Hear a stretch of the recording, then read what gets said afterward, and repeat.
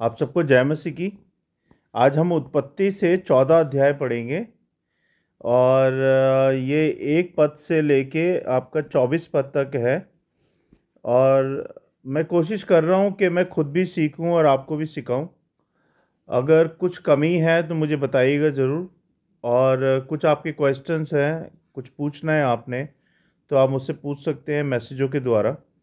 और एक बात और कहनी थी कि जब भी आप इस वीडियो को देख रहे हैं तो कृपया करके प्लीज़ पूरा देखें, क्योंकि अगर आप आधा अधूरा या जल्दी जल्दी देखेंगे तो आपकी समझ कुछ नहीं आना है जो भी मैं समझाना चाहता हूँ। क्योंकि वचन, पहले हम वचन पढ़ते हैं फिर उसके बाद उसके कंक्लूज़न पे जाते हैं। तो वचन ही वचन सुना और आपने कंक्लूज़न नहीं सुना, कंक्लूज़न का मतलब होता है निष्कर्ष, कि हमने वचन पढ़ के क्या समझा और क्या आपको मैंने समझाया। तो वो पूरा आपको देखना अनिवार्य है, ज़रूरी है। अगर नहीं देखते हो तो इसका मतलब आपका कोर्स कंप्लीट नहीं होता है ना। जैसे कि हमने बाइबल एक अध्याय से शुरू किया है उत्पत्ति का, और हम कोशिश करेंगे कि बाइबल को हम एंड तक कंप्लीट करेंगे। मुझे नहीं पता कि अभी कितने कितने दिन, कितने महीने, कितने साल लगते हैं इसको कंप्लीट करने में, लेकिन कोशिश करेंगे हम कि हम इस पूरी बाइबल को इस वीडियो के द्वारा, यूट्यूब की वीडियो के द्वारा हम कंप्लीट कर पाएँ। और मैं बहुत आनंदित हूँ, बहुत खुश हूँ कि मैं आप लोगों के साथ बाइबल के हर पेज को रोज़ाना पढ़ रहा हूँ, मैं भी सीख रहा हूँ और आपको सिखा रहा हूँ, है ना। आइए, इससे पहले कि हम स्टार्ट करें, छोटी सी प्रार्थना करते हैं। सर्वशक्तिमान हमारे अनुग्रहकारी पिता, राजाओं के राजा, पिता परमेश्वर, हम धन्यवाद देते हैं प्रभु कि आपने हमें पूरे दिन संभाला, हमें हमारी सुधि ली, आपने हर बुरे खतरे से, एक्सीडेंट से बचाया, हमें खाने को, पहनने को, रहने को दिया, हमारे बच्चों को, हमको सही सलामत रखा। इसके लिए बहुत बहुत हृदय से धन्यवाद प्रभु जी।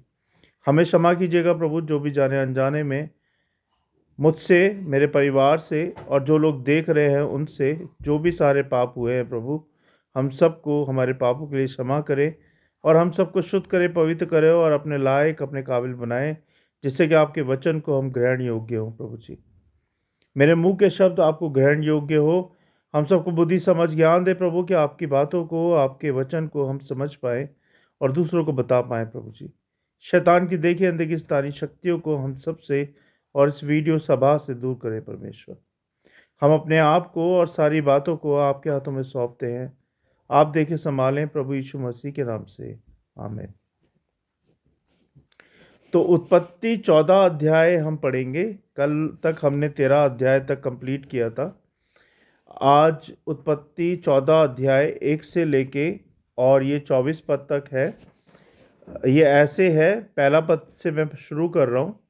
शिनार के राजा अपरा अम्रापेल और एलासर के राजा अरियोक और एलाम के राजा करदोलो कदो लार आमेर और गोइम के राजा तिदाल के दिनों में ऐसा हुआ कि उन्होंने सदोम के राजा बेरा और अमोरा के राजा बिरशा और अदमा के राजा शिनाब और सबोयिम के राजा सेमेबेर और बेला, जो सोअर भी कहलाता है, इन राजाओं के विरुद्ध युद्ध किया। इन पांचों ने सिद्दीम नाम तराई में, जो खारे तल के पास है, एका किया। 12 वर्ष तक तो ये करदोलर ओमेर के अधीन रहे, पर 13वें वर्ष में उसके विरुद्ध उठे। 14वें वर्ष में करदोला ओमेर और उसके संगी राजा आए और अस्त्रो कनम में रपाइयों को और हाम में जूजियों को और सबे क्रियोतम में एमियों को और सेर नाम पहाड़ में होरियो को मारते मारते उस एल्पारन तक, जो जंगल के पास है, पहुंच गए। वहां से वे लौटकर एमी शापत को आए, जो कादेश भी कहलाता है, और अमालेकियों के सारे देश को और उन एमोरियों को भी जीत लिया, जो हंसो तामार में रहते थे। तब सदोम, अमोरा, अदमा, सबोइम और बेला, जो सोर भी कहलाता है, इनके राजा निकले और सिद्दीम नाम तराई में उसके साथ युद्ध के लिए पांति बांधी, है ना, पांति बांधी। अर्थात एलाम के राजा करदोला ओमर, गोइम के राजा तिदाल, सिनार के राजा अम्रपेल और एलासर के राजा आर्योक, इन चारों के विरुद्ध उन पांचों ने पांति बांधी। सिद्दीम नाम तराई में जहां लसार मिट्टी के गड्ढे ही गड्ढे थे, सदोम और अमोरा के राजा भागते भागते उनमें गिर पड़े और जो बचे वे पहाड़ पर भाग गए। तब वे सदोम और अमोरा के सारे धन और भोजन वस्तुओं को लूट लाट कर चले गए। और इब्राहिम का भतीजा लूत, जो सदोम में रहता था, उसको भी धन समेत वे लेकर चले गए। तब एक जन जो भाग कर बच निकला था, उसने जाकर इब्री अब्राहम को समाचार दिया। इब्राहिम तो एमोरी मार्मे, जो इस्कॉल और आनेर का भाई था, उसके बांज वृक्षों के बीच में रहता था, और ये लोग इब्राहिम के संग वाचा बांधे हुए थे। यह सुनकर कि उसका भतीजा बंधुआई में गया है, इब्राहिम ने अपने 318 शिक्षित युद्ध कौशल में निपुण दासों को लेकर, जो उसके कुटुंब में उत्पन्न हुए थे, अस्त्र शस्त्र धारण करके दान तक उनका पीछा किया और अपने दासों के अलग अलग दल बांधकर रात को उन पर चढ़ाई करके उनको मार लिया और होबा तक, जो दमिश्क की उत्तर की ओर है, उनका पीछा किया और सारे धन को और अपने भतीजे लूत और उसके धन को और स्त्रियों को और सब बंधुओं को लौटा ले आया। जब वह करदोला ओमर और उसके साथी राजाओं को जीत कर लौटा आता था, तब सदोम का राजा शावे नाम तराई में, जो राजा की भी कहलाती है, उससे भेंट करने के लिए आया। जब सोलेम का राजा मेल्कीसिदेक, जो परम प्रधान परमेश्वर का याजक था, रोटी और दाख मधु ले आया, और उसने इब्राहिम को यह आशीर्वाद दिया कि परम प्रधान परमेश्वर की ओर से, जो आकाश और पृथ्वी का अधिकारी है, तू धन्य है और धन्य है परम प्रधान परमेश्वर, जिसने तेरे द्रोहियों को तेरे वंश में कर दिया। जब अब्राहम ने उसको सब का 10वां अंश दिया, जब सदोम के राजा ने इब्राहिम से कहा, प्राणियों को तू मुझे दे और धन को अपने पास रख, इब्राहिम ने सदोम के राजा से कहा, परम प्रधान परमेश्वर यहोवा, जो आकाश और पृथ्वी का अधिकारी है, उसकी मैं ये शपथ खाता हूँ कि जो कुछ तेरा है उसमें से ना तो मैं एक सूत और ना एक जूती का बंधन, ना कोई और वस्तु लूँगा, कि तू ऐसा ना कहने पाए कि इब्राहिम मेरे कारण धनी हुआ। पर जो कुछ इन जवानों ने खा लिया है और उनका भाग जो मेरे साथ गए थे, अर्थात आनेर, एस्कोल और मार्मे में नहीं लौटाऊंगा, वे तो अपना अपना भाग रख लें। परमेश्वर के वचन को पढ़े जाने और सुने जाने पर आशीष दें। तो 14 अध्याय हमने पढ़ा, और 14 अध्याय जो हमें बताता है, सिखाता है, वो ये सिखाता है कि इब्राहिम की वीरता और उसकी धार्मिकता को उजागर करता है। 14 अध्याय, यह अध्याय दिखाता है कि कैसे इब्राहिम ने अपने भतीजे लूत को बचाने के लिए एक साहसिक कदम उठाया और परमेश्वर के प्रति अपनी निष्ठा को बनाए रखा। इसमें राजाओं का युद्ध है, जिसमें शिनार, बाबुल, एलासार, एलाम और गोइम के 4 राजा, सदोम अमोरा, अदमा और जबोइम और सोर के 5 राजाओं के विरुद्ध युद्ध करते हैं। 4 राजाओं की सेना 5 राजाओं को पराजित कर देती है, यानी कि हरा देती है, और सदोम अमोरा को लूट लेती है। लूत का बंदी बनना और अब्राहम का साहस, ये बात भी हम इसमें सीखते हैं। लूत जो सदोम में बस गया था, 4 राजाओं द्वारा बंदी बना लिया गया। एक बच निकला व्यक्ति अब्राहम को इसकी बात मतलब सूचना देता है कि लूत को उन्होंने बंदी बना लिया है।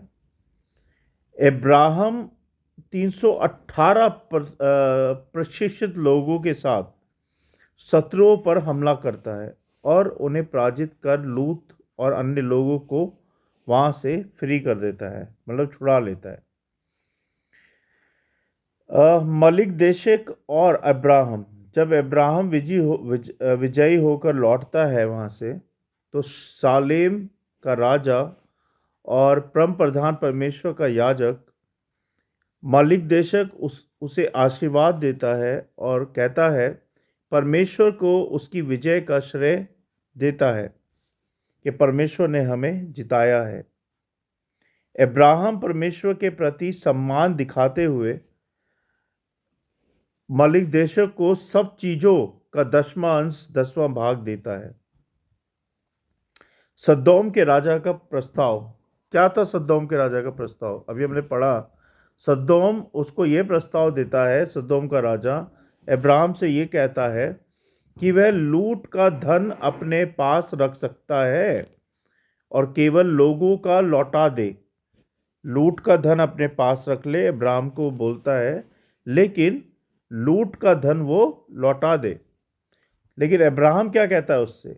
अब्राहम कहता है इस प्रस्ताव को वो स्वीकार नहीं करता, नहीं मानता वो इस प्रस्ताव को, और कहता है कि वह केवल परमेश्वर पर निर्भर रहेगा, ना कि किसी मनुष्य द्वारा समृद्ध बनेगा। इसमें हम सीखते हैं साहस और न्याय, परमेश्वर पर भरोसा, धार्मिकता और लोभ बनाम ईमानदारी। पहले हम साहस के बारे में बात करेंगे। अब्राहम का अपने भतीजे लूत के लिए युद्ध में जाना प्रेम, कर्तव्य और न्याय की भावना को दर्शाता है। अब हम परमेश्वर पर भरोसा कैसे करते हैं? अब्राहम ने अपनी जीत का श्रेय परमेश्वर को दिया कि परमेश्वर ने मुझे जिताया है। परमेश्वर ने मुझे शक्ति दी, बुद्धि दी, समझ दी कि मैंने ये कदम उठाए जिसकी वजह से मैंने इस युद्ध को जीता। और ये अच्छी बात है। तब भी और अब भी जब भी हम कोई जीत हासिल करते हैं अपने जीवन में, जब भी कोई हम ऊंचाई पे पहुंच जाते हैं, तो उसमें सबसे बड़ा हाथ परमेश्वर का ही होता है। लेकिन हम कई बार परमेश्वर को भूल जाते हैं और हम सोचते हैं कि ये मेरी योग्यता है, ये मेरी समझ है, ये मेरी बुद्धि है, ये मेरी किस्मत है कि मैं आज इतनी ऊंचाई पे हूँ। नहीं, हमेशा परमेश्वर को याद रखो हर परिस्थिति में। और चाहे आप दुख के जीवन में हो, चाहे आप सुख के जीवन में हो, हमेशा परमेश्वर को ऊपर टॉप पे रखो, आगे रखो, पहला रखो, है ना। तो जब आप ये करोगे तो आप हमेशा परमेश्वर की आशीषों से भरे रहोगे। हाँ, तो हम कहाँ थे? हमने पढ़ा कि परमेश्वर पर भरोसा हमने कैसे किया, अब्राहम ने कैसे किया। अब्राहम ने अपनी जीत का श्रेय परमेश्वर को दिया। उसे ये नहीं बोला कि मैंने किया, मेरी बुद्धि है, मेरे लोग थे, हमारे में इतनी शक्ति थी, हमारे पास इतने शस्त्र थे, अस्त्र थे, बंदूक थी, तलवार थी। नहीं, उसने परमेश्वर को इसका क्या कहते हैं, श्रेय दिया कि परमेश्वर ने हमें इस लड़ाई को, इस युद्ध को जितवाया है। और धन के लोभ से दूर रहा। जबकि वो राजा उसको धन दे रहा है, वो कहता है कि लूट का हमें दे दे, बाकी तू सब रख ले।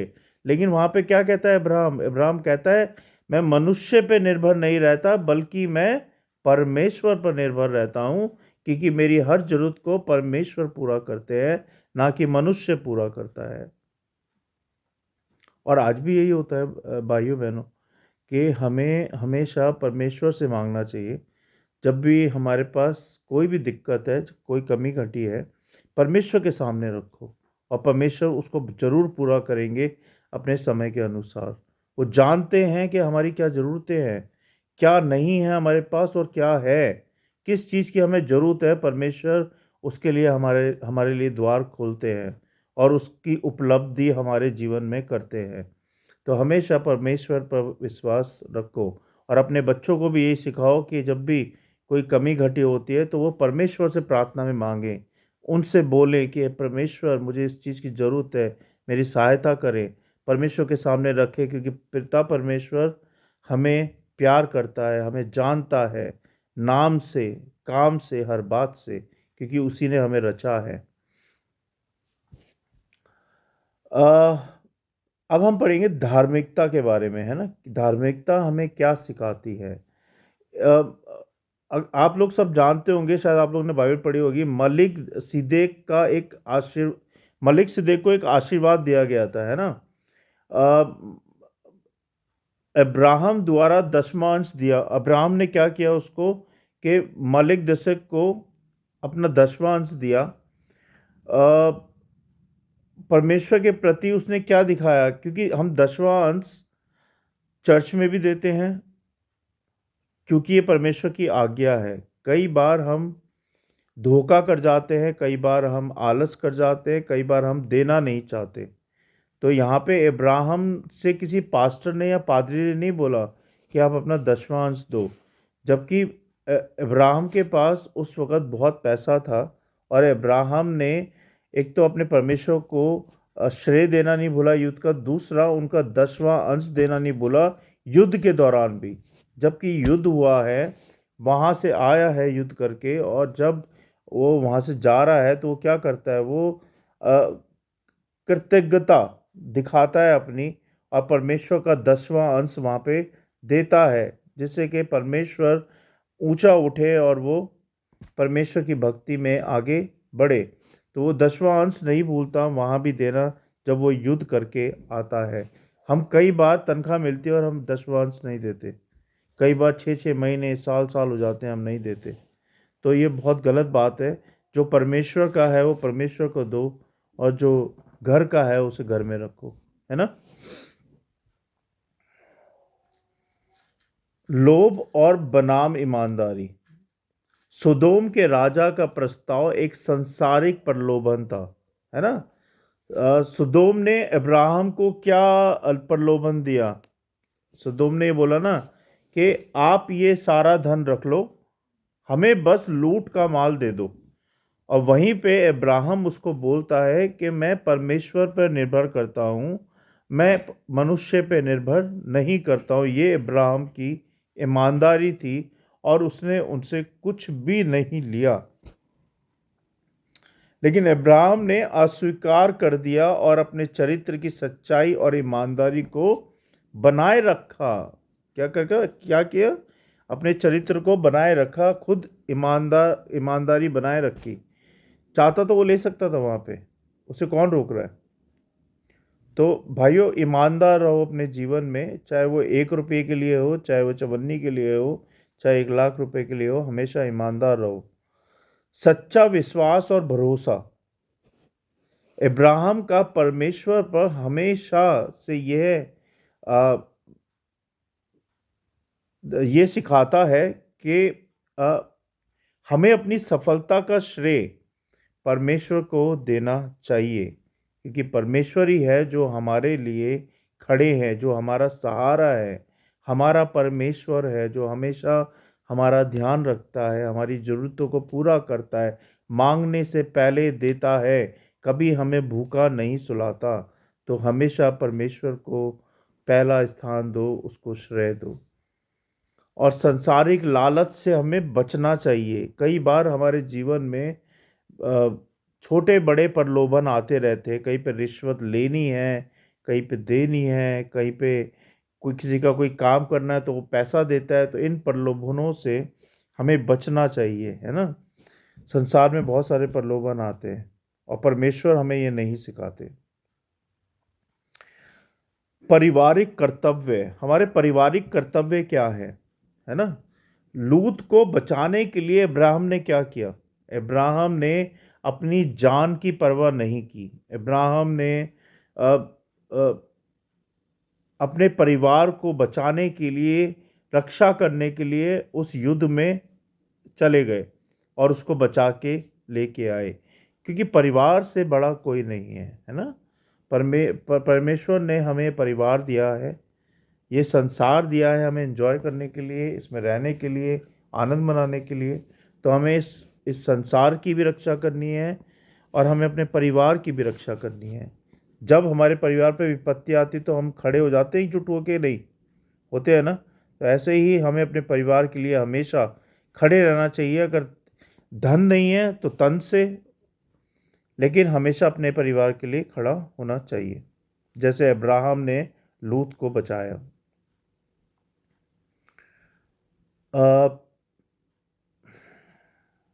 एक सेकेंड।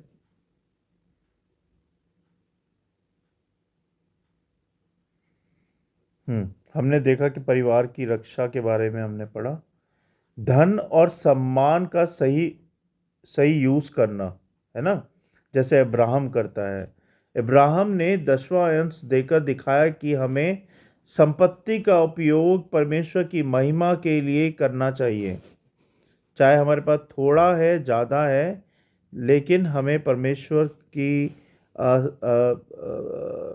क्या महिमा के लिए इस्तेमाल उसको करना चाहिए, ना कि केवल अपने स्वार्थ के लिए इसको यूज़ करना चाहिए। होता है ना कई बार कि यार मेरे पास ना 200 रुपये ही है, अगर मैंने परमेश्वर को 100 रुपये दे दिए तो घर कैसे चलेगा, 100 रुपये में कैसे होगा।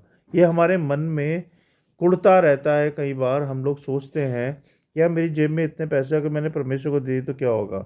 नहीं, परमेश्वर के अगर आप 1 रुपया दोगे, परमेश्वर आपको वापस 10 रुपये देंगे। परमेश्वर आपके पैसे के लालची नहीं है, परमेश्वर आपके प्यार के लालची है। परमेश्वर आपकी आज्ञाकारिता के लालची है। परमेश्वर आपके विश्वास के लालची है। परमेश्वर ने ही पूरी सृष्टि की रचना की है। परमेश्वर को हम क्या दे सकते हैं? परमेश्वर को हम सच्चापन दे सकते हैं, ईमानदारी दे सकते हैं, हम उनको अपनी सच्चाई दे सकते हैं, भरोसा दे सकते हैं, उनको हम प्यार करके उनको हम उनकी भक्ति कर सकते हैं। तो ये सब हमें परमेश्वर को उनकी महिमा के लिए इस्तेमाल करना है। और आखिरी कंक्लूजन पे हम जाएंगे। आखिरी कंक्लूजन ये कहता है कि साहस और धार्मिकता, अब्राहम ने जैसे दिखाया कि अब्राहम का चरित्र हमें ये सिखाता है कि हमें निडर होकर अन्याय के विरुद्ध खड़ा होना चाहिए, लेकिन अपने सिद्धांतों से कभी समझौता नहीं करना चाहिए, है ना।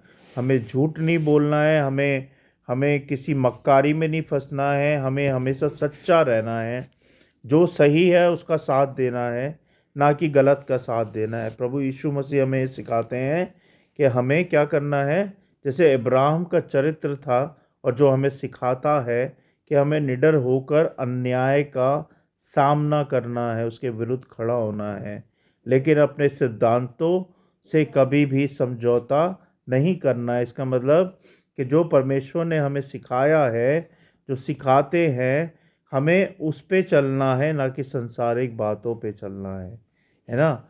मैं उम्मीद करता हूँ कि आज के वचन से हम लोगों ने बहुत सीखा, अच्छे से सीखा। अगर आपके कुछ क्वेश्चंस है तो आप मुझसे पूछ सकते हैं किसी भी वक्त मैसेज करके। अगर आपको किसी को मुझसे बात करनी है तो मेरा नंबर आप ले सकते हैं। अगर आपको प्रार्थना करवानी है आपकी किसी भी समस्या के लिए तो हमें बताएं, हम आपके लिए प्रार्थना करेंगे और परमेश्वर आपको बिल्कुल ठीक कर देंगे।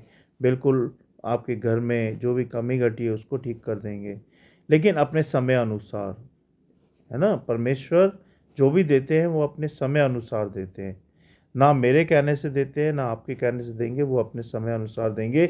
लेकिन हमें प्रार्थना में लगे रहना है और प्रार्थना जरूर करनी है, हर बात के लिए, हर चीज़ के लिए।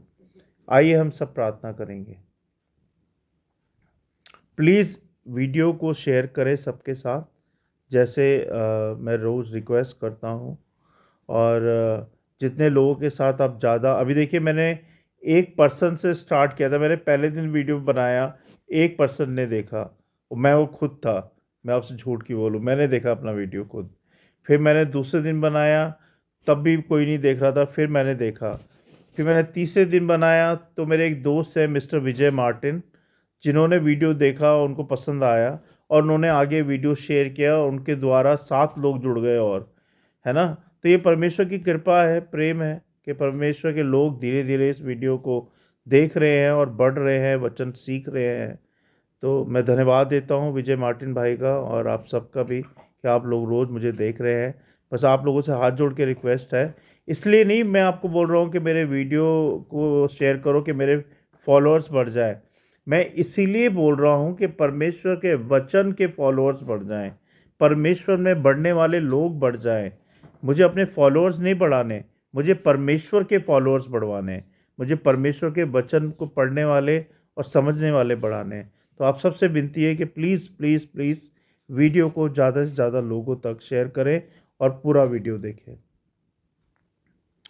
आइए हम सब मिलकर प्रार्थना करेंगे। सर्वशक्तिमान हमारे अनुग्रहकारी पिता, आपने हमें सिखाया प्रभु 14 अध्याय में कि हम कैसे आपकी भक्ति में लीन रहें, कैसे हम आपकी शिक्षा में चलते जाएं, कैसे हम आपके विश्वास में बढ़ें, कैसे हम आपके आपके सत्य में, आपके जीवन में, आपकी आशीषों में बढ़ते जाएं, कैसे हम आपके भरोसे में बढ़ें प्रभु। ये आपने हमें सिखाया परमेश्वर। होने दे प्रभु कि हम भी अब्राहम की तरह चरित्र बनाए रखें जैसा आप हमसे चाहते हैं। हम भी इब्राहिम की तरह आपके विश्वास में बढ़ते जाएं, हम भी इब्राहिम की तरह ईमानदार बने, हम भी इब्राहिम की तरह दसवां अंश देने वाले बने, हम भी इब्राहिम की तरह वो सब करें जो इब्राहिम करते थे। आपकी भक्ति, आपकी लीनता, आपकी शक्ति में हमेशा वो बने रहते थे। आपको प्रथम स्थान दिया उन्होंने हमेशा। ऐसे ही हम भी इब्राहिम की तरह अपने जीवन में आपको प्रथम स्थान दे पाए प्रभु जी। आप बड़े, हम घटे परमेश्वर। आपकी महिमा होने पाए, आपकी स्तुति हो, आपकी प्रशंसा हो, क्योंकि आप इसके योग्य हैं। आप ही सत्य, आप ही मार्ग और आप ही जीवन है। आप इस सृष्टि के रचयिता हैं, आप ही अन्नदाता हैं। आप ही हमारे पापों के लिए मारे गए, गाड़े गए और तीसरे दिन जीवित हो गए प्रभु परमेश्वर। आप जैसा कोई नहीं। आप ही सच्चे खुदा हैं, आप ही सच्चे ईश्वर हैं, आप ही सच्चे पिता है जो हमारी रखवाली, हमारा ध्यान रखते हैं, हमारी ज़रूरतों को पूरा करते हैं और हमें संभालते हैं। हर कठिनाई में, हर परेशानी में, हर मुसीबत में आप हमारा ख्याल रखते हैं। बहुत बहुत धन्यवाद परमेश्वर। आप जैसा पिता ना था, ना है, ना कोई होगा। आप महान हैं, आप सर्वशक्तिमान हैं। आप मेरे खुदा हैं और हम सबके खुदा हैं प्रभु जी। बहुत बहुत धन्यवाद प्रभु जी। जो लोग मुझे सुन रहे हैं, देख रहे हैं, उनके जीवन में, उनके हृदय में ये 100 गुना नहीं, लाखों गुना नहीं, करोड़ों गुना ये वचन फैले और भरे और फैलता जाए प्रभु जी। आप सहायता मदद करें। और आपने ये मार्ग खोला प्रभु आपकी सेवा के लिए, इसके लिए बहुत बहुत धन्यवाद। आगे भी मैं ऐसे ही आपके वचन को फैलाता जाऊं, आपके कोर्स को सिखाता जाऊं, ऐसा होने दे प्रभु जी। मुझसे कुछ गलती हो गई हो तो मुझे माफ़ कीजिएगा परमेश्वर। धन्यवाद एक बार फिर से सारी बातों के लिए, सारी आशीषों के लिए, मेरे बच्चों को, परिवार को संभालने के लिए, हर बात से हमारा ख्याल रखने के लिए बहुत बहुत धन्यवाद प्रभु। मैं इस घर के चारों ओर अपने अपने लहू का बाड़ा बांधे, अपना पवित्र लहू हर एक कोने में छिड़क दीजिए।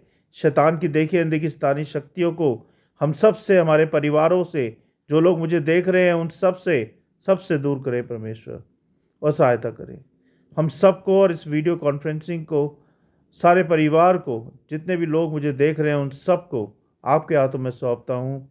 अब से लेकर परमेश्वर की आशीषों तक आशीषें आशीषें बनी रहें प्रभु जी। बहुत बहुत धन्यवाद आप सबका मुझे देखने के लिए, प्रभु यीशु मसीह के नाम से, आमीन। आप सबको जय मसीह की। God bless you all. Thank you so much. कल फिर मिलेंगे 15 अध्याय के साथ। आप लोगों ने मुझे इतना झेला, देखा, thank you so much. Good night. जय मसीह की।